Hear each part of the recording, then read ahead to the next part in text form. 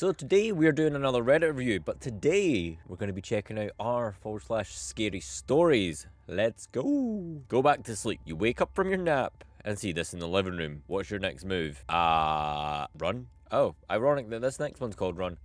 Run, and if you can't run, then walk. And if you can't walk, then crawl. But whatever you do, don't stop. It's only been an hour since everyone on Earth, as far as I could tell, heard those same words. I was already walking through the park when I heard them, and after seeing what happens, I won't be stopping anytime soon. It's been 2 hours now. Kept walking, I'm tired, but stopping is not an option. Some people try driving, but the act of getting in a car requires stopping, even for the briefest moment. And as those already driving, when they heard the rules, soon found out it's impossible to move indefinitely in a vehicle, especially in a crowded city. It's been 4 hours now and I'm exhausted, with the only thing pushing me forward being the fear of what awaits when I stop. And yes, I mean when, proven by plenty of those around me. Eventually I'll have to stop. Some have just given up, accepting their fate only to immediately regret the decision. Some just couldn't take the screams anymore, and most simply don't see the point of continuing. And with every step I'm starting to become more like the latter. It's been about 6 hours, and for the first time I saw what happens up close. I was walking aimlessly down an alley, trying to get away from the madness, when I saw a young man no more than 16 crying. It didn't even register at first to me that until he made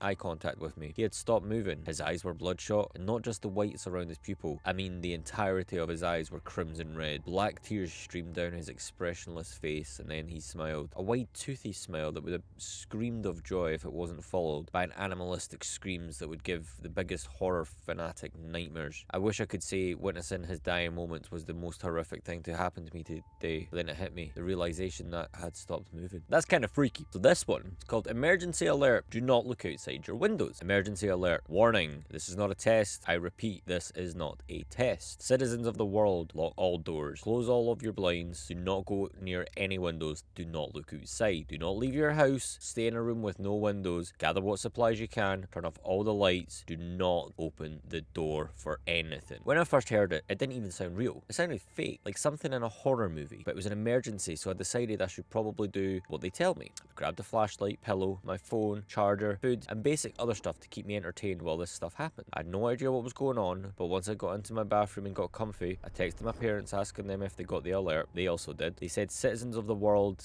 Did they actually broadcast that to the world? I asked myself. So I texted an internet friend that lives across the world, and they said they got it too. Same exact message. And to be honest, it's kind of scary. They tell you what to do, but not what's going on. And people are scared of that. 20 minutes later, emergency alert. This is not a test. I repeat, this is not a test. Unknown creatures have been knocking on people's doors and been killing people that open the door. There are 5 major hotspots: Washington DC, Tokyo, Toronto, Moscow, and London. They have been located all around, but it seems as if they're attacking those first. This is an invasion. Stay in your homes. Do not open any doors. Do not look outside. They can kill you instantly just with a look. May God help us all. Emergency nuke sirens are going off. Tornado sirens are going off. What's going on? Is this a prank? How can an invasion be real? Are aliens real? How can I even comprehend that? I heard car alarms going off. I hear things being destroyed. They are here. They are killing. It sounds like a war zone out there, but without any guns. What can the government do? Just shoot them? But they would die looking at them. There's no possible way we could ever survive this. We're gonna die. I texted my parents, but no answer. I text my brother and sister. No answer. I start to panic now. What if my family's gone? All I can do is listen to other people's families getting murdered. The nuke sirens have started again, and they're very loud, shaking my whole apartment. I wonder what the other people in the building are thinking. Probably like me. This is it. This is the end of the world. Everyone on this planet will die. I hear a knock on my door. I don't answer it. I hear someone screaming for me to open it. I mean, it sounded human. Should I open it? No, that'd be stupid. Emergency alert. This is not a test. I repeat, this is not a test. The extraterrestrials are attacking every major city in the world. There's a lot of them. We have not found out what they want. Stay inside. Millions, if not billions, are dead. Stay inside. It's as if the government have given up now. There's no way to fight, and these messages are less helpful each time they come on. If billions are dying, then I don't know how I can survive this. I mean, I have so far, but it doesn't sound like for long. I hear buildings being destroyed. I hear cars being destroyed. My building has been hit a few times. I'm hearing my world crumble before me. At this point, there is no reason to hope anymore. There's so many dying and there's so much chaos. They'll get everybody. I would love to know what one of these things looks like, but if I see them, I die. I hope someone takes a picture, and if we do survive, I want to see it. I want to see what's killing us, but the end is nowhere near, and I don't know how many people we have left. Should I just kill myself? Maybe I should die before they get me. I don't want to die to those things. Plus, what if I do survive and get survivor's guilt? There's just no way out. Emergency alert. This is not a test. I repeat, this is not a test. The extraterrestrial have left and left billions of people dead. If you are alive, please tap the button on your phone now. If on a radio, tune to 104 and state your name and city. We will update you in 20 minutes. There's no way I would want to live. That's what I was going to say. And yet somehow I'm actually alive. Do I want to die now? Well, no. But how many people are alive? What did these things want? Why did they attack us? There's too many questions to even ask right now. At this point, all we can do is try to figure out some numbers and restart society. How can a world like ours recover from something like this? How long until society is normal again? Will humanity ever be the same? I don't know. What I do know is that I could have lost everything. I will text my friends and family and come back with some numbers. Emergency alert. This is not a test. I repeat, this is not a test. We have reported a little over 1 billion people accounted for. Not every country has the technology, so we will investigate those countries in the coming months. We do not understand what these creatures wanted, nor what they have taken. In the next month or two, we will be figuring out the next steps for humanity. May God help us all. Only 3 people I know survived. My sister, my uncle, and my best friend. Everyone else is dead. I want to kill myself. But at the same time, humanity needs me. We need each other to continue human life. Only time will tell what to do next. If there is anything next. Edit 2 weeks later. The guilt is too much. I'm a fucking coward. Goodbye.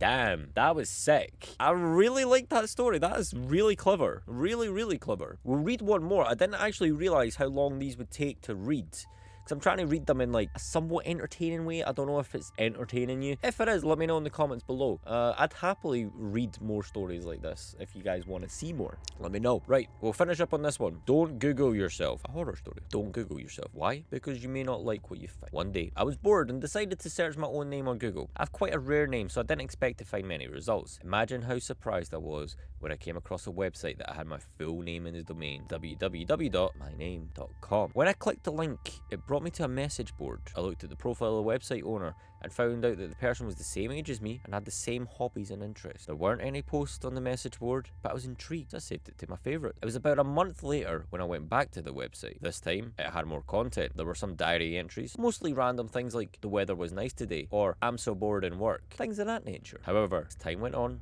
I began to notice more and more coincidences. The person lived in the same city as I did. It struck me as rather strange that 2 people with the exact same rare name would be living in the same city at the same time. At one point, I noticed that the contents of the diary were quite similar to my own life. One day, I went to a basketball game, and when I checked the website that evening, I found out that the owner of the site had gone to the same ball game. At first, I didn't think much of it. After all, tens of thousands of people in the city supported the same baseball team. It began to seem like much more than a simple coincidence. Whenever I checked the website, I would notice little biographical details that seemed too close for comfort. For example, the owner mentioned their pet dog. The dog's name was the same as the dog I had when I was a child. The website owner posted a picture of their car. It was the same model of car I had been driving when I was in college. They talked about eating at a certain restaurant. It was the same restaurant I had gone to all the time when I was working at my previous job. One day when I looked at the message board, people had written messages to the owner saying happy birthday. That day, it was my birthday as well. I decided to write on the message board for the first time, just out of curiosity. I was going to wish the owner a happy birthday and tell them we had the same name. However, when I tried to write something, I realised that there was nowhere to type your message. It wasn't a message board at all, just a static page. That's odd, I thought to myself. In other words, whoever owned the website had gone to a lot of trouble to make it seem as if it was an interactive site, as if there were other people posting on it, when in actual fact, all the content must have been created by the owner. Why on earth would someone do that, I wondered. I decided to send an email to the owner. It read, "Hi there. Believe it or not, we both share the same name. Nice to meet you." Just a friendly email. The next day when I tried to look at the website, I discovered it was gone. It seemed like it had been deleted. Then I opened my mailbox. There was one reply. When I looked at it, a chill ran down my spine. It just read, "I found you."